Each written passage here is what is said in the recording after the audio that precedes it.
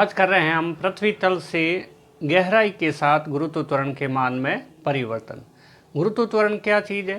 गुरुत्व त्वरण ये चीज़ है कि गुरुत्व त्वरण का मतलब है कि अगर किसी वस्तु को स्वतंत्रतापूर्वक छोड़ दिया जाए, उसके ऊपर उसके वेग को कम करने का कोई भी किसी भी प्रकार का बाह्य बल नहीं लगे, तो ऐसी कंडीशन में वस्तु जिस त्वरण के साथ नीचे गिरती है उस त्वरण को हम क्या कहते हैं? गुरुत्व त्वरण कहते हैं। जैसे किसी वस्तु को निर्वात में स्वतंत्रतापूर्वक गिराया जाए तो वस्तु का त्वरण जो होता है वो गुरुत्व त्वरण कहलाता है। गुरुत्व त्वरण को हम स्मॉल जी से प्रदर्शित करते हैं और स्मॉल जी की वैल्यू होती है 9.8 मीटर पर सेकंड स्क्वायर। तो 9.8 मीटर प्रति सेकंड स्क्वायर। तो आज हम कर रहे हैं पृथ्वी तल से गहराई के साथ गुरुत्व त्वरण के मान में परिवर्तन। देखते हैं, ये डायग्राम है। पहले ये हमारे पास पृथ्वी है, ये पृथ्वी है। पृथ्वी पूरी की पूरी ये पृथ्वी है और इसका द्रव्यमान हम मान लेते हैं कैपिटल M है और त्रिज्या कैपिटल R है। तो लिखते हैं यहाँ पे, ये इसका सेंटर मान लेते हैं O है। तो हम लिखते हैं माना पृथ्वी का द्रव्यमान, माना पृथ्वी का द्रव्यमान कैपिटल M तथा त्रिज्या कैपिटल R है। पृथ्वी है, पृथ्वी का द्रव्यमान कैपिटल M हो गया और त्रिज्या। इसकी सतह पर मान लेते हैं स्मॉल m द्रव्यमान की वस्तु रखी है और इस स्मॉल m की द्रव्यमान की वस्तु पे जो गुरुत्व त्वरण लग रहा है वो Gs बराबर Gm अपॉन R स्क्वायर होगा, Gm अपॉन R स्क्वायर होगा। m पृथ्वी का द्रव्यमान है, कैपिटल R है जो पृथ्वी की त्रिज्या है और Gs है पृथ्वी की सतह पर गुरुत्व त्वरण। अब हम ये वाली O से लेके ये जो दूरी है वो है पृथ्वी की त्रिज्या। अभी हम क्या करते हैं, यहाँ पे एक खड्डा करते हैं और पृथ्वी तल पर कुछ गहराई के अंदर चले जाते हैं। हम यहाँ देख पा रहे हैं कि ये यहाँ से यहाँ तक की जो इनकी दूरी है वो कैपिटल R त्रिज्या के बराबर है और हमने D गहराई पर एक खड्डा कर दिया। ये खड्डे की गहराई यहाँ से लेकर यहाँ तक की जो दूरी है वो D होगी। अभी वस्तु को हमने यहाँ पर रखा, स्मॉल m द्रव्यमान की वस्तु को यहाँ पे रखा। इस कंडीशन में इस जगह पर गुरुत्व त्वरण का मान कितना होगा? तो इस पॉइंट के ऊपर जो नीचे गहराई पर स्मॉल d गहराई पर, याद रखना है गहराई जो ली जाती है वो सतह से ली जाएगी। तो स्मॉल d गहराई पर गुरुत्व त्वरण का मान कितना होगा ये हमें ज्ञात करना है। तो इसको हम एक तो प्रदर्शित करेंगे GD से।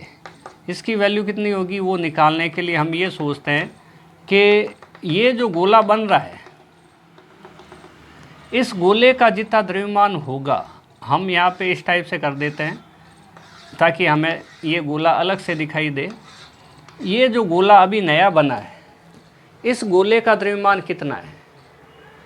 इस गोले का द्रव्यमान कितना है? यही द्रव्यमान इस वस्तु को आकर्षित करेगा। मान लेते हैं पूरा, तो सीधी सी बात है पूरी वस्तु का द्रव्यमान तो कैपिटल M है पूरी पृथ्वी का, लेकिन ये गोला उसकी अपेक्षा छोटा है तो उसका द्रव्यमान हम मान लेते हैं M डैश। इसकी त्रिज्या के बारे में बात अगर करें तो इसकी त्रिज्या ये वाली होगी, इसकी त्रिज्या ये वाली होगी और ये त्रिज्या होगी हमारे पास R माइनस D। ये पूरा R है, उसमें से D माइनस हो गया तो बचेगा R माइनस D। तो इस गोले की जो अंदर वाला गोला है उसकी त्रिज्या होगी R माइनस D और ये जो बाहर वाला गोला है उसकी त्रिज्या होगी कैपिटल R। हमें ज़रूरत पड़ेगी आगे आयतन की, तो बाहर वाले गोले का आयतन हमारे पास हो जाएगा, यहाँ लिख देते हैं 4/3 पाई कैपिटल R क्यूब। गोले के आयतन का सूत्र 4/3 पाई कैपिटल R क्यूब। ये अंदर जो गोला है उसका आयतन का सूत्र हो जाएगा 4/3 पाई R माइनस D। ये इसकी त्रिज्या R माइनस D, इसका क्यूब। ये किसका आयतन है? अंदर वाले छोटे गोले का आयतन। ये किसका आयतन है? पूरी पृथ्वी का आयतन। ये किसका द्रव्यमान है? अंदर वाले गोले का द्रव्यमान। और ये M किसका द्रव्यमान है? पूरी पृथ्वी का द्रव्यमान। अब हमें क्या करना है कि पृथ्वी की सतह से स्मॉल d गहराई पर कोई वस्तु M रखी हुई है, स्मॉल m द्रव्यमान की वस्तु रखी है, उस पर हमें गुरुत्व त्वरण का जो मान है वो ज्ञात करना है। तो फॉर्मूला तो यही रहेगा, Gm डैश लिखेंगे अपॉन ये जो त्रिज्या दूरी है सेंटर से दूरी है वो R माइनस D है। का स्क्वायर। क्या ध्यान रखना है, हमने यहाँ पे m नहीं लगाया, m डैश लगाया। m डैश क्यों लगाया? पिछली बार जब हमने ऊंचाई के साथ गुरुत्व त्वरण किया था तो उस समय हम वस्तु को ऊपर लेके गए थे और वस्तु पूरे गोले से बाहर की साइड थी, लेकिन इस बार वस्तु अंदर की साइड जा रही है, अंदर की साइड जा रही है। तो ये जो द्रव्यमान बार बच गया, छोटे गोले के बार बार बच गया, वो उसको आकर्षित नहीं करेगा, तो वो गुरुत्व त्वरण उत्पन्न भी नहीं करेगा। अभी क्या करते हैं कि कैपिटल M तथा त्रिज्या R है, इसकी सतह से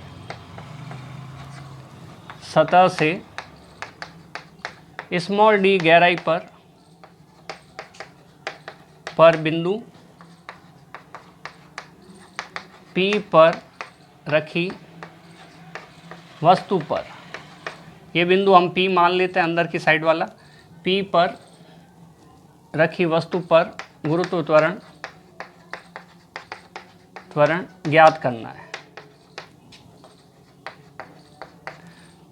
तो हमें दो बातें पता चली, एक तो ये जो सतह से गहराई ये स्मॉल d है और ये बिंदु क्या है, वो बिंदु P है, इस पर हमें गुरुत्व त्वरण ज्ञात करना है। तो ये पिछली बार की तरह ये दो बातें हमें याद है।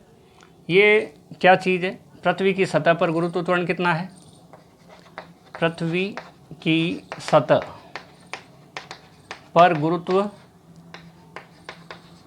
त्वरण, ये हमारे पास है Gs बराबर Gm/r²। इसको हम समीकरण नंबर 1 देंगे। ये S का मतलब सतह है, यहाँ पे सरफेस है। सेकंड, पृथ्वी की सतह से स्मॉल d गहराई पर गुरुत्व त्वरण कितना है, पृथ्वी की सतह से स्मॉल d गहराई पर गुरुत्व त्वरण वो कितना है, Gd = Gm'/r-d का होल स्क्वायर, समीकरण नंबर 2। ठीक उसी तरीके से हमें Gd का मान ज्ञात करना है और Gd का मान ज्ञात करने के लिए हम क्या करेंगे कि समीकरण 2 में समीकरण 1 का भाग देंगे। तो लिखते हैं समीकरण 2 में समीकरण 1 का भाग देते हैं तो हमारे पास क्या आएगा, ये आएगा Gd/Gs बराबर आ जाएगा Gm'/r-d का होल स्क्वायर और Gm/r का स्क्वायर, ये नीचे रख दिया, ये ऊपर की साइड रख दिया। अब हमारे पास Gd बराबर बनेगा Gm' है अंदर वाले गोले, जो लाइनिंग बनाई है उस गोले का द्रव्यमान, और अपॉन में आएगा r-d का होल स्क्वायर इनटू, अब ये जो राशि है m यहाँ लिख देते हैं गोले का द्रव्यमान, ये जो राशि है ऊपर चली जाएगी और साथ में उल्टी भी हो जाएगी, तो r²/Gm, G से G हो जाएगा कैंसिल। तो हमारे पास बचेगा Gd/Gs बराबर, G से G तो कैंसिल हो गया, तो ये बचेगा हमारे पास r² का होल स्क्वायर और ऊपर बचेगा m' और नीचे बचेगा m। फिर से m' क्या चीज़ है, अंदर वाले गोले का द्रव्यमान है, m जो कम होगा, और m क्या है, ऊपर वाले गोले का द्रव्यमान है जो ज़्यादा होगा। अभी द्रव्यमान का एक सूत्र होता है, द्रव्यमान बराबर होता है आयतन इंटू घनत्व, तो Gd/Gs, द्रव्यमान का सूत्र क्या होता है, आयतन इंटू घनत्व। तो m' किसका द्रव्यमान है, छोटे गोले का, और छोटे गोले का आयतन कितना है, ये है। तो हम क्या करते हैं 4/3 पाई r-d का क्यूब रखते हैं,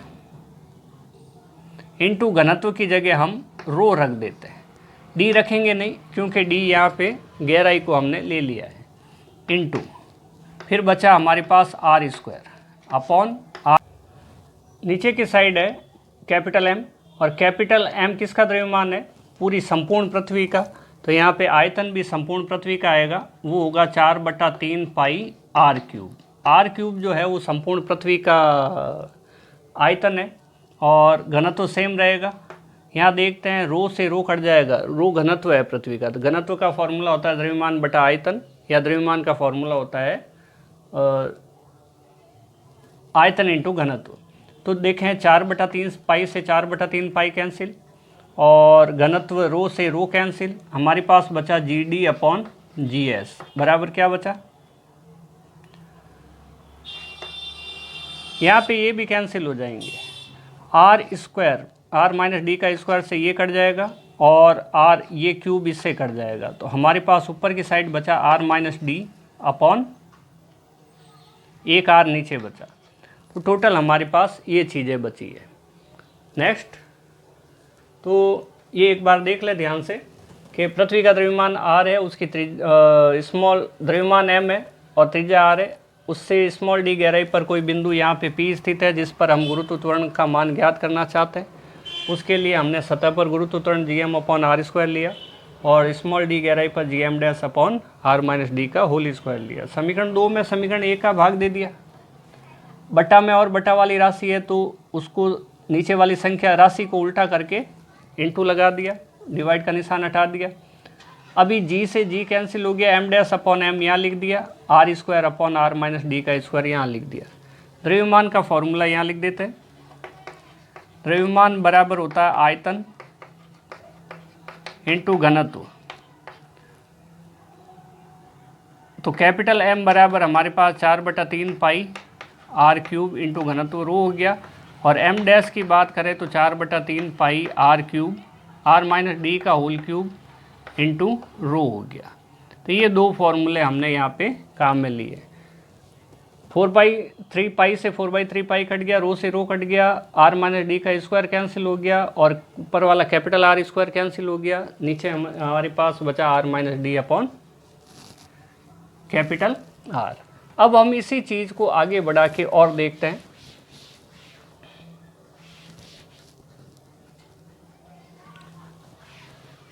और आगे देखते हैं इसको क्या कर सकते हैं कि GD/GS है, हमें GD का मान निकालना है, तो इस R को इस R के नीचे भी लिखा जा सकता है और इस R को D के नीचे भी लिखा जा सकता है। तो लिखते हैं हम GD/GS is equal to R/R minus D/R। तो ये हमारे पास बनेगा GD/GS बराबर 1 माइनस D/R। तो GD इज इक्वल टू बन जाएगा GS 1 माइनस D/R। ये फॉर्मूला हमारे पास आ गया। यहाँ पर फिर हमारे पास आता है माइनस आ रहा है, माइनस आ रहा है तो बताता है यहाँ पर इस सूत्र से ज्ञात होता है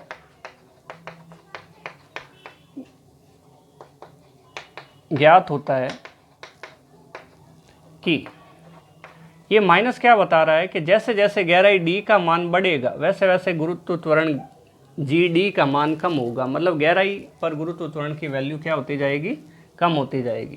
तो इस सूत्र से ज्ञात होता है कि पृथ्वी तल से गहराई बढ़ने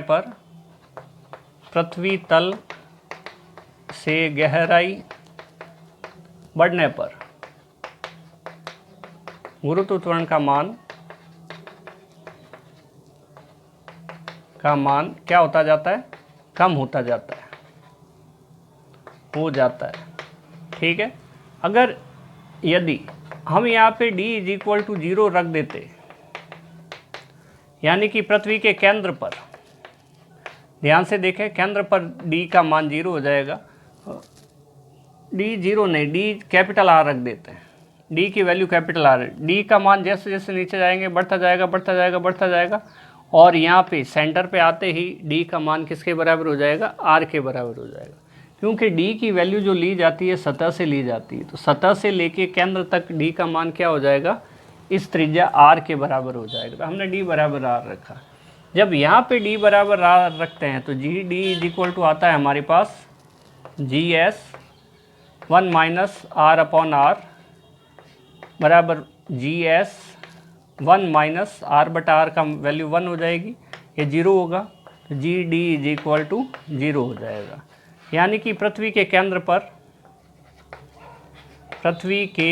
पर गुरुत्व त्वरण जी बराबर कितना होता है, 0 होता है। पृथ्वी के केंद्र पर गुरुत्व त्वरण का मान कितना हो जाएगा, 0 हो जाएगा। तो ये हमने किया काफ़ी आसान तरीके से, पृथ्वी तल से गहराई पर, स्मॉल डी गहराई पर गुरुत्व त्वरण के मान में परिवर्तन, और साथ ही किया हमने पृथ्वी के केंद्र पर गुरुत्व त्वरण के मान में परिवर्तन। और ये है सारा कुछ।